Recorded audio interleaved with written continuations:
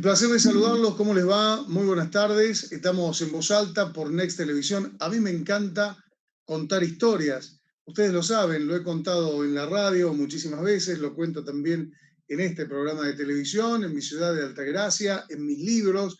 Y esta historia tiene un origen. Yo elijo arrancarla en Santiago del Estero, porque ahí nació su papá, una gloria del básquetbol, un hombre de la música, a pesar de que su hijo, que lleva el nombre de su papá también, nació en Córdoba, pero vive en la ciudad de La Plata. También jugador de básquet y también amante del folclore.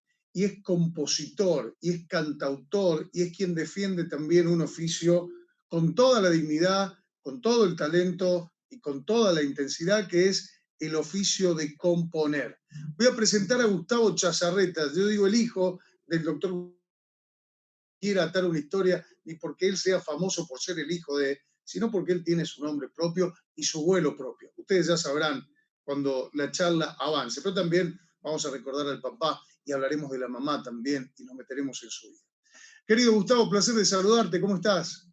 Hola Cristian, bueno, acá contento, feliz de esta comunicación, de poder estar charlando contigo y con toda la audiencia.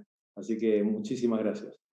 Bueno, hice esa aclaración porque a veces los apellidos son importantes, pero no quiero que quede la idea de que la charla, vos ya me conocés y lo sabés, pero no podemos negar, vaya por el lado de habla el hijo del doctor Gustavo Chazarreta, la estrella de las estrellas blancas de General Paz Jr., valga la redundancia, pero yo elijo que la historia empiece a contarse desde ahí. ¿Qué te parece?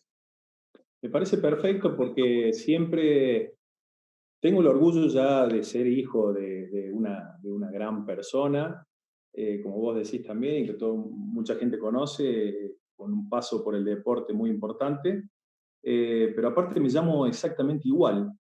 Entonces, siento que tengo, más allá del nombre, un hilo conductor que me ata muy fuerte a mi papá, en todo sentido. Entonces, mi historia siempre está relacionada tanto con mi padre como con mi madre, obviamente, pero mi papá teníamos el básquet y el folclore como un punto en común, un común denominador muy fuerte que nos sigue ligando hasta el día de hoy. Qué lindo eso. Ya que hablas de tu papá, la historia de el doctor Chazarreta que empieza a contarse en Santiago del Estero, quiero ir un poquito más atrás. ¿Quiénes eran tus abuelos, papá y mamá de Gustavo Chazarreta padre? ¿Quiénes eran? ¿Cuáles eran sus oficios? ¿Cuáles eran sus historias? Bueno, el papá de mi papá, mi abuelo paterno, conocido como el Mocho Chazarreta, tuvo la particularidad de que fue un gran basquetbolista también y jugó en la selección argentina también. Hace muy poquito, un periodista muy conocido de ESPN, que transmite muchas veces los partidos de NBA, que lo quería mucho mi papá y ahora hemos tenido una comunicación muy fluida, que es Alejandro Pérez. Alejandro me mandó un mensaje pidiéndome una foto de mi abuelo y una foto de mi papá, porque creo que son 5 casos o 6 casos en la historia de padres e hijos que han integrado el seleccionado argentino mayor de básquet. Ese era mi abuelo paterno. Digamos, la vida hizo que yo no tenga tanto contacto con él. Él vivía en Santiago del Estero, hasta ya más grande, más adolescente yo. Y bueno, y ahí hubo unos años de mucha cercanía con mi abuelo paterno. Y después mi abuela, que también falleció cuando yo era muy jovencito, doña Amanda Martínez de Chazarreta. Así que ellos eran los padres de mi padre, que los recuerdo siempre con mucho cariño, obviamente, por supuesto, A parte de ver, nuestra historia. claro, aparte de tu propia historia, decime primero, ¿hay posibilidad de que alguien que nazca en Santiago no juegue al básquet, no juegue bien al básquet, no componga? Es maravilloso lo que pasa ahí en Santiago. Decime dos palabras de lo que te contaba tu papá, de cómo era tu abuelo como jugador y cómo era tu viejo como jugador. Bueno, obviamente me contó, yo a mi abuelo no lo vi jugar, a mi papá sí, tuve la posibilidad de verlo jugar. Tengo recuerdos, así, recuerdos muy vagos cuando yo era muy chiquito, ¿no? Que él estaba en su plenitud. Pero después lo vi jugar, yo ya jugaba al básquet y nos juntábamos con sus amigos los domingos a jugar. Y mi papá, en inferioridad de condiciones físicas con respecto a nosotros, a sus hijos, no, nos pegaba un paseo, pero tremendo, tremendo. Mi abuelo jugaba muy bien al básquet, y te voy a contar ahora que recuerdo, la hermana de mi papá, que es la única hermana que queda viva de la familia. La hermana de mi papá, mi tía Lucky, que es madrina mía, también fue un excelente jugador de básquet, jugó muchos años de básquet y fue muy reconocida en torneos locales de Córdoba, la Lucky Chazarreta, le decían, gran jugador de básquet. Y bueno, y mi papá, ¿qué te puedo decir de mi papá? Es un jugador con una calidad increíble. Muchos de personas que yo conozco actualmente que están ligadas al mundo del básquet te dicen que si hubiesen nacido en esta época seguramente hubiesen llegado a torneos internacionales y estamos hablando del máximo nivel que se puede aspirar, ¿no?